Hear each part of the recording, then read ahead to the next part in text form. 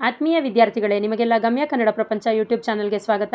ಈ ದಿನ ನಾವು ಬೆಂಗಳೂರು ವಿಶ್ವವಿದ್ಯಾನಿಲಯದ BCA 2ನೇ ಸೆಮಿಸ್ಟರ್ನ SEP ಸಿಲೆಬಸ್ನ ಪಾಠವಾದಂತಹ ದುಷ್ಟತನ ಆಕರ್ಷಕ ಆದರೆ ದೇವರು ಬಲಶಾಲಿ ಎಂಬ ಟಾಲ್ಸ್ಟಾಯ್ ಅವರ ಕಥೆಯ ವಿವರಣೆಯನ್ನು ತಿಳಿದುಕೊಳ್ಳೋಣ. ಈ ದುಷ್ಟತನ ಆಕರ್ಷಕ ದೇವರು ಬಲಶಾಲಿ ಅನ್ನುವಂತಹ ಪಾಠದ ಆರಂಭದಲ್ಲಿ ಪ್ರವೇಶಿಕೆಯಲ್ಲಿ ಹೇಳ್ತಾರೆ, ಮಾನವ ಮತ್ತು ಪ್ರಕೃತಿಯ ನಡುವೆ ಒಂದು ಅವಿಭಾಜ್ಯವಾದಂತಹ ಸಂಬಂಧ ಇದೆ. ಉಸಿರಾಡುವಂತಹ ಗಾಳಿ, ಕುಡಿಯುವಂತಹ ನೀರು, ಆಹಾರ, ಆಶ್ರಯ ಎಲ್ಲವೂ ಕೂಡ ಈ ಪ್ರಕೃತಿ ಮನುಷ್ಯನಿಗೆ ಕೊಟ್ಟಿರ್ತಕ್ಕಂತಹ ಕೊಡುಗೆಗಳೇ ಆಗಿದೆ. ಆದರೆ ಮನುಷ್ಯ ಮಾತ್ರ ತನ್ನ ಸ್ವಾರ್ಥ ಬುದ್ಧಿಗೆ ಒಳಗಾಗಿ ಅತಿಯಾದಂತಹ ಉಪಯೋಗವನ್ನು ಮತ್ತು ಪ್ರಕೃತಿಯನ್ನು ನಿರ್ಲಕ್ಷ್ಯದಿಂದ ನೋಡ್ತಾ ಇದ್ದಾನೆ. ಇದರಿಂದ ಮನುಷ್ಯನ ಬದುಕೆ ದುಸ್ಥಿತಿಗೆ ತಲುಪಿದೆ ಅಂತ ಹೇಳಬಹುದು. ಈ ಹಿನ್ನೆಲೆಯಲ್ಲಿ ಪ್ರಕೃತಿಯ ಮಹತ್ವ ಎಷ್ಟು, ಅದರ ಶಕ್ತಿ ಏನು, ಮೌನವಾದಂತಹ ಪ್ರಕೃತಿಯ ಭಾಷೆ, ಅದನ್ನು ಮಾನವ ಹೇಗೆ ತನ್ನ ಜೊತೆಗೆ ಕನೆಕ್ಟ್ ಮಾಡ್ಕೋಬೇಕು ಅನ್ನುವಂಥದ್ದನ್ನು ತಿಳಿಸ್ತಾ ಹೋಗ್ತಾರೆ. ಈ ಎಲ್ಲ ಅಧ್ಯಾಯಗಳು ಕೂಡ ಅಂದರೆ ಪ್ರಕೃತಿ ಅನ್ನುವಂತಹ ಒಂದು ವಿಚಾರದ ಅಡಿಯಲ್ಲಿ 3 ಅಧ್ಯಾಯಗಳು ಬರುತ್ತೆ. ಅವೆಲ್ಲವೂ ಕೂಡ ಮಾನವ ಬದುಕನ್ನು ಉಳಿಸೋದು ಎಷ್ಟು ಇಂಪಾರ್ಟೆಂಟ್ ಅನ್ನುವಂಥದ್ದನ್ನು ಸಂದೇಶವನ್ನಾಗಿ ನಮಗೆ ಕೊಡುತ್ತೆ. ಈ ಪ್ರಕೃತಿ ಪದನೇ ಕೇವಲ ಪರಿಸರಕ್ಕೆ ಮಾತ್ರ ಸೀಮಿತ ಆಗಿಲ್ಲ, ಅದು ಪರಿಸರದ ಜೊತೆಗೆ ಮಾನವನಲ್ಲಿರುವಂತಹ ಪರಿಸರದ ವಿಚಾರಕ್ಕೂ ಕೂಡ ಅನುಬಂಧ ಪಡುತ್ತೆ ಅನ್ನೋದನ್ನು ನಾವಿಲ್ಲಿ ಗಮನಿಸಬೇಕಾಗತ್ತೆ. ಹಾಗಾಗಿ ಈ ದಿನ ನಾವು ದುಷ್ಟತನ ಆಕರ್ಷಕ ಆದರೆ ದೇವರು ಬಲಶಾಲಿ ಅನ್ನುವಂತಹ ಪಾಠವನ್ನು ನೋಡೋಣ. ಬಹಳ ಹಿಂದೆ ಒಂದಾನೊಂದು ಕಾಲದಲ್ಲಿ ಒಬ್ಬ ಒಳ್ಳೆಯ ಮತ್ತು ದಯಾಳುವಾದಂತಹ ಕರುಣಾಮಯನಾದಂತಹ ಒಬ್ಬ ಮನುಷ್ಯ ಇದ್ದ. ಅವನ ಬಳಿ ಒಳ್ಳೆಯದು ಬೇಕಾದಷ್ಟಿತ್ತು.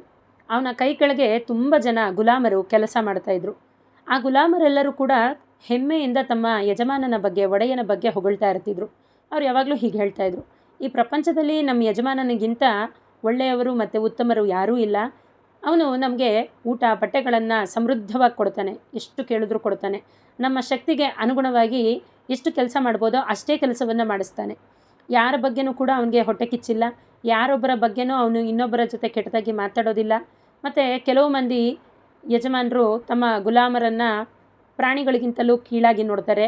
ಆದರೆ ನಮ್ಮ ಯಜಮಾನ ಹಾಗಲ್ಲ, ಅವನು ತಪ್ಪು ಮಾಡಲಿ ಬಿಡಲಿ ಅವರನ್ನು ಶಿಕ್ಷಿಸಲ್ಲ, ಮತ್ತು ಅವರಿಗೆ ತಿಳಿಯುವಂತೆ ಬುದ್ಧಿಯನ್ನು ಹೇಳ್ತಾನೆ. ಅಂದರೆ ಕೆಟ್ಟ ಮಾತನ್ನು ಆಡೋದಿಲ್ಲ, ಎಲ್ಲರಿಗೂ ಒಳ್ಳೆಯದನ್ನು ಮಾತ್ರ ಬಯಸುವಂತಹ ಯಜಮಾನ ಆತ ಆಗಿರ್ತಾನೆ. ಹಾಗಾಗಿ ಎಲ್ಲರ ಬಗ್ಗೆನೂ ಕೂಡ ಅವನು ಒಳ್ಳೆ ಮಾತಾಡ್ತಾನೆ. ನಮಗೆ ಇದಕ್ಕಿಂತ ಬೇರೆ ಏನು ಬೇಕು ಅಂತ ಆಸೆನೇ ಇಲ್ಲ ಜೀವನದಲ್ಲಿ ಅಂತ ಗುಲಾಮರು ತಮ್ಮ ಯಜಮಾನನ ಬಗ್ಗೆ ಹೇಳ್ತಾ ಇರ್ತಾರೆ. ಇದಾದ ನಂತರ ಅಲ್ಲಿ ಒಂದು ಪಿಶಾಚಿ ಇರುತ್ತೆ. ಆ ಪಿಶಾಚಿ ಇದನ್ನೆಲ್ಲವನ್ನು ಕೇಳಿಸ್ಕೊಂಡು ಒಂದು ಕುತಂತ್ರವನ್ನು ಮಾಡುತ್ತೆ. ಗುಲಾಮರು ತಮ್ಮ ಯಜಮಾನನ ಬಗ್ಗೆ ಇಷ್ಟೆಲ್ಲ ಹೇಳ್ತಿರೋದನ್ನು ಕೇಳಿಸ್ಕೊಂಡು ಇದರಲ್ಲಿ ಯಾರಾದರೂ ಒಬ್ಬನ್ನ ಹಿಡಿದು ಯಜಮಾನನಿಗೆ ಒಂದಿಷ್ಟು ಟಾರ್ಚರ್ ಮಾಡಬೇಕು ಅಂತ ಹೇಳಿ ಯೋಚನೆಯನ್ನು ಮಾಡುತ್ತೆ. ಅಂದರೆ ಯಜಮಾನನ ಒಳ್ಳೆತನನ ಪರೀಕ್ಷೆ ಮಾಡಬೇಕಂತ ಹೇಳಿ ಯೋಚನೆಯನ್ನು ಮಾಡುತ್ತೆ. ಹಾಗಾಗಿ ಪಿಶಾಚಿ ಆ ಗುಲಾಮರ ಪೈಕಿ ಅಲೆಬ್ ಅನ್ನುವಂತಹ ಒಬ್ಬ ಗುಲಾಮನನ್ನು ಆಯ್ಕೆ ಮಾಡ್ಕೊಳ್ಳುತ್ತೆ.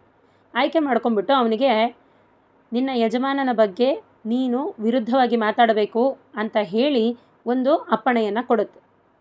ಆ ಅಪ್ಪಣೆಯನ್ನು ಪಾಲನೆ ಮಾಡೋದಕ್ಕೆ ಹೊರಟಂತಹ ಅಲೆಬ್ ಒಂದು ದಿನ ಗುಲಾಮರೆಲ್ಲರೂ ಕೂತಿರೋಂಥ ಸಂದರ್ಭದಲ್ಲಿ ಅವರೆಲ್ಲ ಆ್ಯಸ್ ಯೂಶ್ವಲ್ ಯಜಮಾನನ ಒಳ್ಳೆತನನ ಹೊಗಳ್ತಾ ಇದ್ದಾಗ ಇವನು ಮಾತ್ರ ಕೂತ್ಕೊಂಡು ಮಧ್ಯದಲ್ಲಿ ಜೋರಾದ ದನಿಲಿ ಹೇಳ್ತಾನೆ, ನೀವೆಲ್ಲ ನಿಮ್ಮ ಯಜಮಾನನ ತುಂಬ ಒಳ್ಳೆಯವನು ಅಂತ ಹೊಗಳ್ತಾ ಇದ್ದೀರಾ, ಅದು ನಿಮ್ಮ ಮೂರ್ಖತನ. ಅವನು ಬಯಸಿದ್ದನ್ನೆಲ್ಲ ನೀವು ಮಾಡ್ತಾ ಇದ್ದರೆ ಪಿಶಾಚಿನೂ ಕೂಡ ನಮಗೆ ಒಳ್ಳೆಯದನ್ನೇ ಮಾಡುತ್ತೆ. ಹಾಗಾಗಿ ನಿಮ್ಮ ಯಜಮಾನನಲ್ಲಿ ಏನು ದೊಡ್ಡತನ ಏನಿಲ್ಲ ಅಂತ ಹೇಳುತ್ತೆ. ಆಗ ನಾವು ಕೂಡ ನಮ್ಮ ಯಜಮಾನನನ್ನು ಚೆನ್ನಾಗಿ ನೋಡ್ಕೊಳ್ತಿದ್ದೀವಿ, ಅಲ್ಲದೆ ಎಲ್ಲ ವಿಷಯವನ್ನು ಅವನು ಹೊಗಳೋ ಅಂಥ ಕೆಲಸ ಮಾಡ್ತಾಯಿದ್ದೀವಿ. ಜೊತೆಗೆ ಅವನು ಏನನ್ನು ಬಯಸ್ತಾನೆ ಅದನ್ನು ನಾವು ಮಾಡ್ತಾಯಿದ್ದೀವಿ. ಹೀಗೆ ಮಾಡಿದ್ರಿಂದಲೇ ಅವನು ನಮ್ಮ ಮೇಲೆ ದಯೆಯನ್ನು ತೋರ್ತಾನೆ, ಅವನು ನಮ್ಮನ್ನು ಸಂತೋಷವಾಗಿ ಇಡ್ತಾ ಇದ್ದಾನೆ ಅಷ್ಟೇ. ಅದನ್ನು ಬಿಟ್ಟು ಒಂದು ಸಲ ನೀವು ಯಾವತ್ತಾದರೂ ಅವನಿಗೆ ಕೆಟ್ಟದ್ದನ್ನು ಮಾಡಿ ನೋಡಿ, ಆಗ ಗೊತ್ತಾಗುತ್ತೆ ಅವನು ಏನು ಮಾಡ್ತಾನೆ ಅಂತ ಅನ್ನೋದು. ಹಾಗಾಗಿ ನೀವು ಒಳ್ಳೇದು ಮಾಡ್ತಿರೋದಕ್ಕಷ್ಟೇ ನಿಮ್ಮ ಯಜಮಾನ ನಿಮ್ಗೆ ಒಳ್ಳೇದು ಮಾಡ್ತಾ ಇದ್ದಾನೆ, ನೀವೇನಾದರೂ ಕೆಟ್ಟದ್ದು ಮಾಡಿದರೆ ನಿಮ್ಮ ಯಜಮಾನ ನಿಮಗೆ ಕೆಟ್ಟದ್ದನ್ನೇ ಮಾಡ್ತಿದ್ದ ಅಂತ ಹೇಳಿ ಅಲೆಬ್ ಇತರ ಗುಲಾಮರಿಗೆ ತನ್ನ ಯಜಮಾನನ ಬಗ್ಗೆ ಪಿಶಾಚಿಯ ಆಜ್ಞೆಯಂತೆ ಕೆಟ್ಟದ್ದಂತಹ ಮಾತುಗಳನ್ನು ಹೇಳ್ತಾನೆ. ಇದನ್ನು ಕೇಳಿಸಿಕೊಂಡಂತಹ ಗುಲಾಮರ ನಡುವೆ ಒಂದು ಪಂಥ ಏರ್ಪಡುತ್ತೆ. ಅಲೆಬ್ ಮತ್ತು ಗುಲಾಮರ ನಡುವೆ ಒಂದು ಪಂಥ ಅಂದರೆ ಸವಾಲು, ಚಾಲೆಂಜ್ ಏರ್ಪಡುತ್ತೆ. ಅಲೆಬ್ ಹೇಳೋದನ್ನು ತಪ್ಪು ಅಂತ ಇತರ ಗುಲಾಮರೆಲ್ಲ ಹೇಳ್ತಾರೆ. ಕೊನೆಗೆ ಅವನೊಂದಿಗೆ ಒಂದು ಸವಾಲಿಗೆ ನಿಂತ್ಕೋತಾರೆ. ತನ್ನ ಯಜಮಾನನಿಗೆ ಸಿಟ್ಟು ಬರುವಂತೆ ಮಾಡುತ್ತೀನಿ ಅಂತ ಹೇಳಿ ಅಲೆಬ್ ಚಾಲೆಂಜನ್ನು ಕಟ್ತಾನೆ. ಒಂದು ವೇಳೆ ಅವನು ಆ ಚಾಲೆಂಜಲ್ಲಿ ಸೋತರೆ ಹಬ್ಬಕ್ಕೆ ಕೊಡುವಂತಹ ಎಲ್ಲ ಉಡುಪುಗಳನ್ನು ಆ ಗುಲಾಮರಿಗೆ ಉಡುಗೊರೆ ಆಗಿ ಕೊಡ್ತೀನಿ ಅಂತಲೂ, ಹಾಗೆ ಒಂದು ವೇಳೆ ಅಲೆಬ್ ಏನಾದರೂ ಗೆದ್ದರೆ ಆ ಗುಲಾಮರಿಗೆ ಕೊಡುವಂತಹ ಎಲ್ಲ ಉಡುಗೊರೆಗಳನ್ನು ಮತ್ತು ಉಡುಪುಗಳನ್ನು ತನಗೆ ಕೊಡಬೇಕು ಅಂತಲೂ ಚಾಲೆಂಜನ್ನು ಮಾಡ್ಕೋತಾರೆ. ಹೀಗೆ ಒಂದು ಯಜಮಾನನ ವಿರುದ್ಧ ಒಂದು ಕುತಂತ್ರದ ಚಾಲೆಂಜ್ ರೆಡಿ ಆಗುತ್ತೆ. ಇನ್ನು ಈ ರೀತಿಯಾಗಿ ಚಾಲೆಂಜ್ ಕಟ್ಟಿದಂತಹ ಅಲೆಬ್ ಒಬ್ಬ ಕುರುಬ ಆಗಿದ್ದ, ಕುರಿ ಕಾಯುವವನ ಆಗಿದ್ದ. ಅವನ ವಶದಲ್ಲಿ ತುಂಬ ಬೆಲೆ ಬಾಳುವಂತಹ ಒಳ್ಳೊಳ್ಳೆ ತಳಿಯ ಕುರಿಗಳು ಇದ್ವು. ಅವುಗಳನ್ನ ಕಂಡ್ರೆ ಈ ಅಲೆಬ್ನ ಯಜಮಾನನಿಗೆ ಪಂಚಪ್ರಾಣ. ನೆಕ್ಸ್ಟ್ ಡೇ ಯಜಮಾನ ಅಲೆಬನ್ನು ಭೇಟಿ ಮಾಡೋದಕ್ಕೆ ಒಂದಷ್ಟು ಜನರನ್ನು ಕರ್ಕೊಂಡು ಬರ್ತಾನೆ. ಜೊತೆಗೆ ಬಹಳ ಬೆಲೆ ಬಾಳುವಂತಹ ಕುರಿ ಒಂದಿರುತ್ತಲ್ಲ, ಆ ಕುರಿಯ ಒಂದು ಕುರಿ ಕಟ್ಟಿರುವಂತಹ ಜಾಗವನ್ನು ರೊಪ್ಪ ಅಂತ ಹೇಳಿ ಕರೀತಾರೆ. ರೊಪ್ಪದ ಬಳಿಗೆ ಬರ್ತಾನೆ. ಅಲೆಬ್ ಯಜಮಾನ ಈ ಕಡೆಗೆ ಬರೋದನ್ನು ನೋಡಿ ತನ್ನ ಜೊತೆಯ ಗುಲಾಮರಿಗೆ ಕಣ್ಣು ಮಿಟ್ಟಿಗಿಸಿ ಕಣ್ಣಲ್ಲೇ ಸನ್ನೆ ಮಾಡ್ತಾನೆ. ನೋಡು ಇವಾಗ ಯಜಮಾನ ಬರ್ತಾ ಇದ್ದಾನಲ್ಲ, ಅವನಿಗೆ ಇವತ್ತು ಹೇಗೆ ಸಿಟ್ಟು ಬರೆಸ್ತೀನಿ ನೋಡ್ತಿರು ಅಂತ ಹೇಳೋ ಹಾಗೆ ಕಣ್ಣಲ್ಲೇ ಒಂದು ಸನ್ನೆಯನ್ನು ಮಾಡ್ತಾನೆ. ಎಲ್ಲ ಗುಲಾಮರು ಅಲ್ಲಲ್ಲೇ ಯಾರ್ಯಾರು ಎಲ್ಲೆಲ್ಲಿ ಕೆಲಸ ಮಾಡ್ತಿದ್ರು ಅಲ್ಲಲ್ಲೇ ನಿಂತು ನೋಡೋದಕ್ಕೆ ಶುರು ಮಾಡ್ತಾರೆ. ತನ್ನ ಸೇವಕ ಹೇಗೆ ಕೆಲಸವನ್ನು ಸಾಧಿಸ್ತಾನೆ ಅಂತ ಹೇಳಿ ಪಿಶಾಚಿನೂ ಕೂಡ ಮರದ ಮೇಲೆ ಹತ್ಕೊಂಡು ಕೂತ್ಕೊಂಡು ನೋಡ್ತಾ ಇರುತ್ತೆ. ಆ ಯಜಮಾನ ರೊಪ್ಪದೊಳಗೆ ಬರ್ತಾನೆ. ಅಂದರೆ ಕುರಿ ಕಟ್ಟಿರುವಂತಹ ಜಾಗವನ್ನು ರೊಪ್ಪ ಅಂತ ಹೇಳಿ ಕರೀತಾರೆ. ರೊಪ್ಪದೊಳಗೆ ಬರ್ತಾನೆ. ತನ್ನ ಜೊತೆಗೆ ತಾನು ಅತಿಥಿಗಳನ್ನೂ ಕೂಡ ಕರ್ಕೊಂಡ್ಬಂದಿರ್ತಾನೆ. ಅವರಿಗೆ ಆ ಕುರಿಗಳನ್ನು ಮತ್ತು ಮರಿಗಳನ್ನು ತೋರಿಸ್ತಾನೆ. ಜೊತೆಗೆ ತನ್ನಲ್ಲಿದ್ದಂತಹ ಅತ್ಯುತ್ತಮವಾದಂತಹ ಬೆಲೆ ಕಟ್ಟೋದಕ್ಕೆ ಅಸಾಧ್ಯವಾದಂತಹ ಟಗರು ಒಂದಿರುತ್ತೆ. ಅದನ್ನು ಆ ಅತಿಥಿಗಳಿಗೆ ತೋರಿಸ್ಬೇಕು ಅಂತ ಹೇಳಿ ಯಜಮಾನ ಆಸೆ ಪಡ್ತಾನೆ. ಎಲ್ಲ ಟಗರುಗಳು ತುಂಬ ಬೆಲೆ ಬಾಳ್ತವೆ ಅಂತ ಹೇಳ್ತಾ, ಆದರೆ ಅಲ್ಲೊಂದು ತಿರುಗಿಕೊಂಡಿರುವಂತಹ ಕೊಂಬನ್ನು ಹೊಂದಿರುವಂತಹ ಟಗರಿದೆಯಲ್ಲ, ಅದು ನನ್ನ ಕಣ್ಣಿನ ಮಾಣಿಕ್ಯ ಅಂತಲೇ ನಾನು ತಿಳ್ಕೊಂಡಿದ್ದೀನಿ ಅಂತ ಹೇಳಿ ಆ ಒಂದು ಟಗರಿನ ಬಗ್ಗೆ ಯಜಮಾನ ಬಂದಂತಹ ಅತಿಥಿಗಳಿಗೆ ಪರಿಚಯವನ್ನು ಮಾಡಿಕೊಡ್ತಾನೆ. ಈಗ ಅಲ್ಲೊಂದು ಘಟನೆ ನಡೆಯುತ್ತೆ. ಬಂದಂತಹ ಆಗುಂತಕರನ್ನು, ಅಂದರೆ ಹೊಸ ರೀತಿಯಲ್ಲಿ ಬಂದಂತಹ ಅತಿಥಿಗಳನ್ನು ಕಂಡು ಕುರಿಗಳು ಆ ರೊಪ್ಪದಲ್ಲಿ ಆ ಕಡೆಯಿಂದ ಈ ಕಡೆಗೆ, ಈ ಕಡೆಯಿಂದ ಆ ಕಡೆಗೆ ಗಾಬರಿಯಿಂದ ಓಡಾಡೋದಕ್ಕೆ ಶುರು ಮಾಡಿದ್ವು. ಇದರಿಂದಾಗಿ ಬಂದಿರೋರಿಗೆ ಕುರಿಗಳನ್ನು ಸರಿಯಾಗಿ ನೋಡೋದಕ್ಕೆ ಸಾಧ್ಯ ಆಗಲಿಲ್ಲ. ಅವು ಸ್ವಲ್ಪ ಹೊತ್ತು ನಿಂತ ಮೇಲೆ ಆಕಸ್ಮಿಕವಾಗಿ ಕಾಣುತ್ತೆ ಬಿಡು ಅಂತ ಹೇಳಿ ಅಂದ್ಕೊಳ್ತಾರೆ. ಆದರೆ ಅಲೆಬ್ ಏನು ಮಾಡ್ತಾನೆ, ಅವುಗಳನ್ನ ಅಲ್ಲಲ್ಲೇ ಚದುರಿಸ್ಬಿಡ್ತಾನೆ. ಅವು ಮತ್ತೆ ಒಂದ್ರ ಜೊತೆಗೆ ಇನ್ನೊಂದು ಬೆರೆತ್ಕೊಂಡು ನಿಂತ್ಕೊಳ್ಳುತ್ತೆ. ಬಂದಂತಹ ಆಗಂತಕರಿಗೆ ಆ ಬೆಲೆ ಬಾಳುವಂತಹ ಟಗರು ಯಾವುದು ಅನ್ನೋದೇ ಗೊತ್ತಾಗಲಿಲ್ಲ. ಇದರಿಂದ ಯಜಮಾನನಿಗೆ ಬೇಜಾರಾಗುತ್ತೆ. ಯಜಮಾನ ಹೇಳ್ತಾನೆ, ಪ್ರೀತಿಯ ಅಲೆಬ್, ನನ್ನ ಅತ್ಯುತ್ತಮವಾದಂತಹ ಟಗರು ಇದೆಯಲ್ಲ, ತಿರುಚ್ಕೊಂಡಿರುವಂತಹ ಕೊಂಬುಳ್ಳ ಟಗರು ಇದೆಯಲ್ಲ, ಅದನ್ನು ಸ್ವಲ್ಪ ಹಿಡ್ಕೊ, ಸ್ವಲ್ಪ ಹೊತ್ತು ಎಚ್ಚರಿಕೆಯಿಂದ ಅಲ್ಲೇ ನಿಂತ್ಕೊ ಅದನ್ನು ಹಿಡ್ಕೊಂಡು ಅಂತ ಹೇಳ್ತಾನೆ. ತನ್ನ ಯಜಮಾನ ಹಾಗೆ ಹೇಳಿದ ಕೂಡಲೇ ಅಲೆಬ್ ಕುರಿಗಳ ನಡುವೆ ಸಿಂಹದಂತೆ ನುಗ್ಗಿ ಆ ಬೆಲೆ ಕಟ್ಟದ ಆಗದೇ ಇದ್ದಂತಹ ಟಗರು ಏನಿತ್ತು, ಯಜಮಾನನ ಪ್ರೀತಿಯ ಟಗರು ಏನಿತ್ತು, ಅದನ್ನು ಹಿಡ್ಕೊಳ್ತಾನೆ. ಅದನ್ನು ಗಟ್ಟಿಯಾಗಿ ಹಿಡ್ಕೊಂಡು ಅದರ ಚರ್ಮವನ್ನು ಅದುಮ್ತಾನೆ, ತುಪ್ಪಳವನ್ನು ಅದುಮ್ತಾನೆ. ಅದುಮಿ ಹಿಡಿದು ಒಂದು ಕಾಲನ್ನು ತನ್ನ ಕೈಯಿಂದ ಮೇಲೆ ಎತ್ತಿ ಅದನ್ನು ಕಡ್ಡಿ ಹಾಗೆ ತಿರುಗಿಸ್ಬಿಡ್ತಾನೆ. ಇದರಿಂದ ಅದರ ಕಾಲು ನೇತಾಡೋದಕ್ಕೆ ಶುರುವಾಗುತ್ತೆ. ಇನ್ನು ಎಡಗಡೆ ಕಾಲು ಮುರಿದು ಜೋತಾಡುತ್ತೆ, ಬಲಗಡೆ ಹಿಂಗಾಲನ್ನು ಅವನು ಗಟ್ಟಿಯಾಗಿ ಹಿಡ್ಕೊಂಡಿರ್ತಾನೆ. ಇದನ್ನು ನೋಡಿ ಅಲ್ಲಿ ಬಂದಿದ್ದವರು ಮತ್ತು ಗುಲಾಮರು ಎಲ್ಲ, ಅಯ್ಯಯ್ಯೋ ಎಂಥ ಕೆಲಸ ಮಾಡಿಬಿಟ್ಟ, ಪಿಶಾಚಿ ಮಾತು ಕೇಳಿಕೊಂಡು ಅಲೆಬ್ ಈ ಥರ ಮಾಡಬಾರ್ದಾಗಿತ್ತು ಅಂತ ಹೇಳಿ ಅವರವರೇ ಅಲ್ಲಲ್ಲೇ ಮಾತಾಡ್ಕೊಳ್ತಾರೆ. ಈಗ ಯಜಮಾನ ಇನ್ನೇನು ಮಾಡ್ತಾನೋ ಅಂತ ಹೇಳಿ ಆ ಗುಲಾಮರು ಕಾಯ್ತಾರೆ.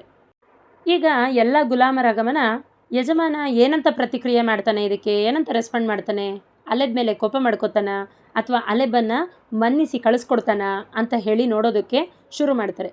ಯಜಮಾನನ ಮುಖ ಅಲೆಬ್ ಮಾಡಿದಂಥ ಕೆಲಸದಿಂದ ಕಪ್ಪಾಗತ್ತೆ, ಅಂದರೆ ಬೇಜಾರಾಗತ್ತೆ. ಮುಖನ ಗಂಟಿಕ್ಕೋತಾನೆ, ತಲೆಯನ್ನು ತಗ್ಗಿಸ್ತಾನೆ, ಒಂದು ಮಾತನ್ನು ಕೂಡ ಆಡೋದಿಲ್ಲ. ಬಂದಿದ್ದವರು ಮತ್ತು ಗುಲಾಮರು ಏನಾಗತ್ತೆ ಅಂತ ಹೇಳಿ ಕಾತರದಿಂದ ಕಾಯ್ತಾ ಇರ್ತಾರೆ. ಸ್ವಲ್ಪ ಹೊತ್ತು ಮೌನವಾಗಿದ್ದಂತಹ ಯಜಮಾನ ಏನೋ ಒಂದು ಭಾರನ ಕಳ್ಕೊಂಡ ಹಾಗೆ ಸಡನ್ನಾಗಿ ಒಂದು ಸಲ ಮೈ ಕೊಡುತ್ತಾನೆ. ಆ ನಂತರ ತನ್ನ ಕತ್ತೆತ್ತಿ ಆಕಾಶದ ಕಡೆಗೆ ಒಂದೆರಡು ನಿಮಿಷಗಳ ಕಾಲ ನೋಡ್ತಾ ನಿಂತ್ಕೊಂಡ್ಬಿಡ್ತಾನೆ. ಒಂದೆರಡು ನಿಮಿಷ ಕಳೆದ ನಂತರ ಆತನ ಗಂಟಿಕ್ಕಿದ್ದಂತಹ ಮುಖ ಸ್ವಲ್ಪ ತಿಳಿಯಾಗತ್ತೆ, ಪ್ರಸನ್ನವಾಗುತ್ತೆ. ಜೊತೆಗೆ ಅಲೆಬ್ ಕಡೆಗೆ ನೋಡಿ ನಗ್ತಾ ಹೇಳ್ತಾನೆ, ಓ ಅಲೆಬ್, ನಾನು ಕೋಪಗೊಳ್ಳುವಂತೆ ಮಾಡಲು ನಿಮ್ಮ ದಣಿ ಪಿಶಾಚಿ ಇದ್ದಾನಲ್ಲ, ಅವನು ತುಂಬ ಪ್ರಯತ್ನವನ್ನೇನೋ ಪಟ್ಟ. ಆದರೆ ನನ್ನ ಯಜಮಾನ ಇದ್ದಾನಲ್ಲ ದೇವರು, ಅವನು ಪಿಶಾಚಿಗಿಂತಲೂ ಬಲಶಾಲಿ ಆಯಿತಾ. ಯಾಕಂದರೆ ನಾನು ನಿನ್ನ ಬಗ್ಗೆ ಕೋಪ ಮಾಡ್ಕೋಬಾರ್ದು ಅಂತ ಹೇಳಿ ಅವನು ನನ್ನನ್ನು ಕಾಪಾಡ್ತಾ ಇದ್ದ, ದೇವರು ಕಾಪಾಡ್ತಾ ಇದ್ದ. ಆದರೆ ನನ್ನನ್ನು ಕೋಪ ಬರಿಸೋ ಹಾಗೆ ಮಾಡಿದಂತಹ ನಿನ್ನ ಯಜಮಾನ ಪಿಶಾಚಿ ಇದ್ದಾನಲ್ಲ, ಅವನಿಗೆ ಇವಾಗ ಕೋಪ ಬರುವಂತೆ ಆಯಿತು. ಹಾಗಾಗಿ ನಾನು ನಿನ್ನನ್ನು ಶಿಕ್ಷೆ ಕೊಡ್ತೀನಿ ಅಂತ ಹೇಳಿ ಹೆದರಿಕೆ ಆಗ್ಬೋದು ನಿನಗೆ, ಆದರೆ ನೀನು ಮೊದಲಿಂದನೂ ಕೂಡ ಸ್ವಾತಂತ್ರ್ಯವನ್ನು ಬಯಸ್ತಾ ಇದ್ದೆ. ಹಾಗಾಗಿ ನಿನ್ನನ್ನು ನಾನು ಶಿಕ್ಷೆ ಕೊಡೋದಿಲ್ಲ, ನಿನಗೆ ನಾನು ಶಿಕ್ಷೆಯನ್ನು ಕೊಡೋದಿಲ್ಲ. ಯಾಕೆ ಅಂತಂದರೆ ನೀನು ಸ್ವಾತಂತ್ರ್ಯ ಬಯಸ್ತಾ ಇದೆಯಾ, ಆದ್ದರಿಂದ ಈ ಬಂದಂತಹ ಅಪರಿಚಿತ ಆಗುಂತಕರ ಎದುರಲ್ಲೇ ನಿನ್ನನ್ನು ಬಿಡುಗಡೆ ಮಾಡ್ತೀನಿ. ನೀನು ಎಲ್ಲಿಗೆ ಬೇಕೋ ಅಲ್ಲಿಗೆ ಹೋಗು. ಇಲ್ಲಿಂದ ಇವತ್ತಿಗೆ ನೀನು ನನಗೆ ಗುಲಾಮ ಅಲ್ಲ, ನಾನು ನಿನಗೆ ಒಡೆಯನೂ ಅಲ್ಲ, ಆಯಿತಾ? ಆದರೆ ಹಬ್ಬ ಹತ್ತಿರವಿರೋದ್ರಿಂದ ಹಬ್ಬಕ್ಕಾಗಿ ತಂದಿರುವಂತಹ ಎಲ್ಲ ವಸ್ತ್ರಗಳ ಉಡುಗೊರೆಯನ್ನು ನೀನು ತಗೊಂಡು ಇಲ್ಲಿಂದ ಹೋಗಬಹುದು ಅಂತ ಹೇಳಿ ಯಜಮಾನ ಅಲೆಬ್ನನ್ನು ಮನ್ನಿಸಿ ಕಳಿಸಿಕೊಡ್ತಾನೆ, ಬಿಡುಗಡೆಯನ್ನು ಮಾಡಿ ಕಳಿಸಿಕೊಡ್ತಾನೆ. ಮುಂದಿನ ಪಾಠ ಹಾಗೂ ಪದ್ಯಗಳ ವಿವರಣೆಗಾಗಿ ನಿರಂತರವಾಗಿ ಗಮ್ಯ ಕನ್ನಡ ಪ್ರಪಂಚ ಯೂಟ್ಯೂಬ್ ಚಾನಲನ್ನು ಲೈಕ್ ಮಾಡಿ, ಶೇರ್ ಮಾಡಿ, ಸಬ್ಸ್ಕ್ರೈಬ್ ಮಾಡಿ.